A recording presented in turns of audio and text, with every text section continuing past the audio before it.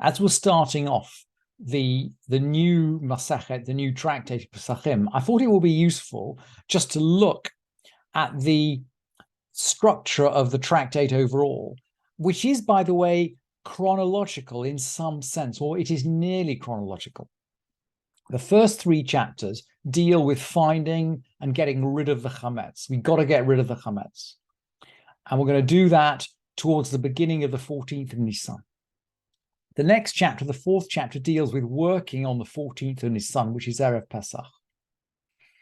Then the next 4 chapters deal with the Pesach sacrifices themselves. And finally, the last chapter deals with Pesach as this, and this is the one which is out of order chronologically.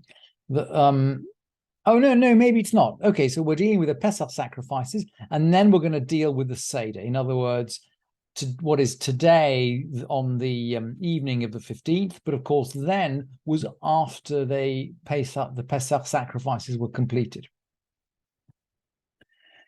So, and I hope that we'll get through the first 3 chapters and the 10th chapter before Pesach.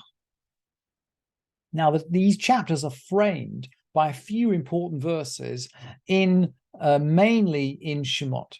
So, in the Parsha Bo, Shivat Yamim Matzot Tochelu, 7 days you eat unleavened bread, and whoever eats chametz, eats leavened bread, is cut off. Venichreta, that person is cut off from Israel. And this expression "cut off" is used again a few verses later. No shivat yamim seor lo yimatzeh bevatechem. No leaven shall be found in your house for 7 days. It's as if there's a mitzvah to eat only unleavened bread. But there's also a mitzvah to get rid of the leavening, to get rid of the chametz. And that mitzvah to get rid of the chametz is the subject of the first 3 chapters. And we repeat this terrible warning: whoever eats chametz, venichreta hanefesh ahi me'adat Yisrael. Whoever eats leavening is cut off from the community of Israel. And these verses are repeated in the a chapter later. Matzot yechel et shivat yamim velo yera'eh lecha chametz. No leavened bread shall be seen with you. Velo yera'eh lecha seor b'chol gvulecha, and no leaven shall be seen in all your territory. There's some idea, it's repeated many times, of getting rid of the chametz, and that is the subject of the first Mishnah of Pesachim. Or labar Israel. That's an interesting way of putting it, isn't it? Or labar Israel. Literally on the light of the 14th. Now, this is always translated as in the evening of the 14th. This is on the evening of the 14th. It's 24 hours before Seder. But the Mishnah begins with the word light, or la'arba'a Israel.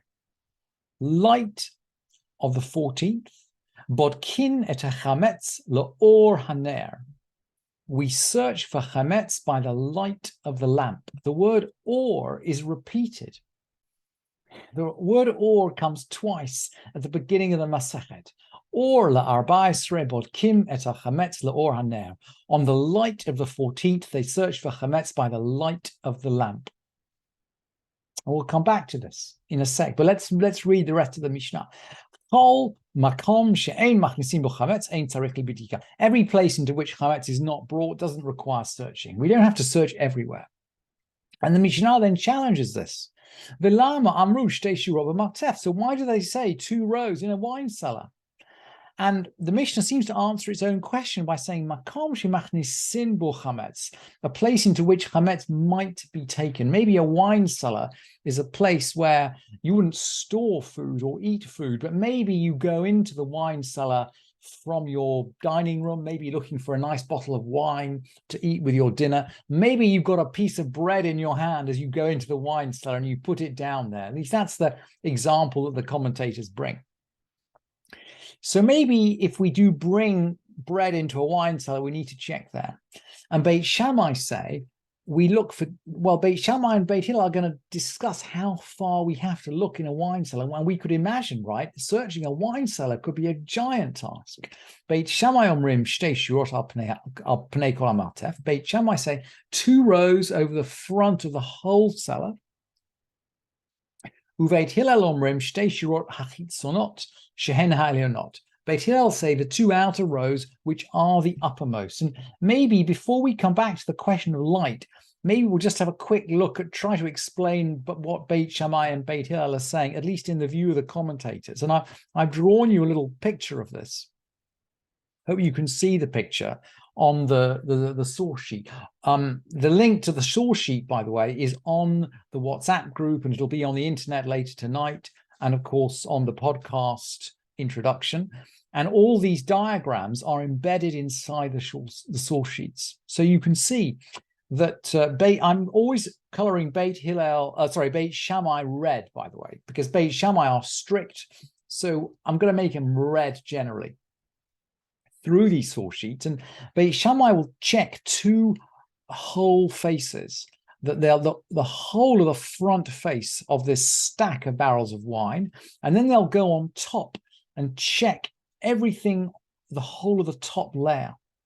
Whereas Beit Hillel, this is all according to the Rambam, according to Maimonides. There are different ways of reading the Mishnah, but according to Maimonides, Beit Hillel will just check the top 2 rows. So in this example, Beit Hillel will just check 12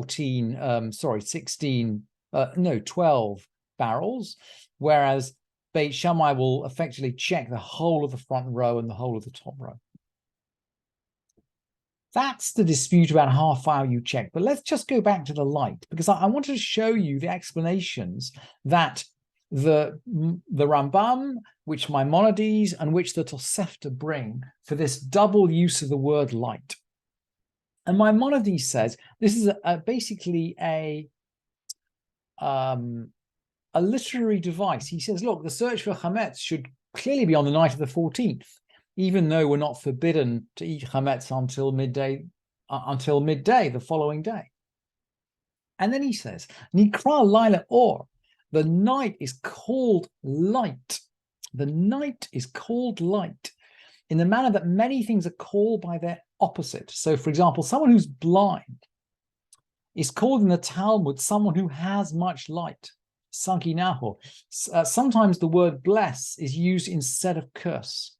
Sometimes there are many spaces where the Talmud uses the opposite of a word when it doesn't like the word itself. And the Rambam seems to be saying that we don't want to say night, so we say day. And we want to speak in, he says, Belishna Ma'ila, we want to speak in exalted language, so that the tractate shouldn't begin by speaking of B'Shem ha'adar mina adarim, absolute emptiness. That is to say light. That is to say night. We don't want to begin by talking about night. So we are going to begin with a euphemism and talk about light. And the Tosefta brings the same idea. I brought you the Tosefta here. He's commenting on the idea that he doesn't, on the night of the or la'abais, right? On the light of the 14th, we search for chametz by the light of the lamp. And you notice very clearly the double use of the word light. And the Tosefta says, Ein botkin le'or hachamar. We don't search by the light of the sun, nor by the light of the moon, but by the light of a candle. For searching with a candle is more beautiful. Yafei merubah. It's more beautiful. And even though there's no proof of this, there's a hint of it. He quotes from Zephaniah, at that time I will search out Jerusalem with lamps. It's as though the human action of taking a lamp and actively using a lamp for searching is somehow preferable to just relying on some natural process that we have no control over, we don't create. And then the Tosefta says, Ve'omrim ner Elohim nishmat hadam, the God, the lamp, ner Elohim nishmat hadam, the soul of man is like the lamp of God. So there's some mystical allusion to light here in the first Mishnah of the tractate, which we would do well just to keep our mind around as we think about how this tractate is going to evolve, of course, through the light, the creation of the Jewish people, and of course the contrast with this stuff, this chametz, which will be connected with tumah and tahara, this stuff that we have to get rid of. Now, the Mishnah then goes on to say, we're just going to look at one more Mishnah today because we're out of time. We're going to search in the cellar, we're going to search anywhere where chametz has been, but we don't have to be obsessional in terms of places where chametz has not been or places where we've already searched. And the Mishnah says, Ein chosheshin shema gerarach hulda mi bait lebait umi makom lemakom. We don't need to fear that a weasel might have dragged from one house to another or from one place to another. For if so, de'im ken, mechatzer lachatzer umeir le'ir, ein ladavar sof. For if so, also we would have to worry from courtyard to courtyard and from town to town, and there will be no end to the matter.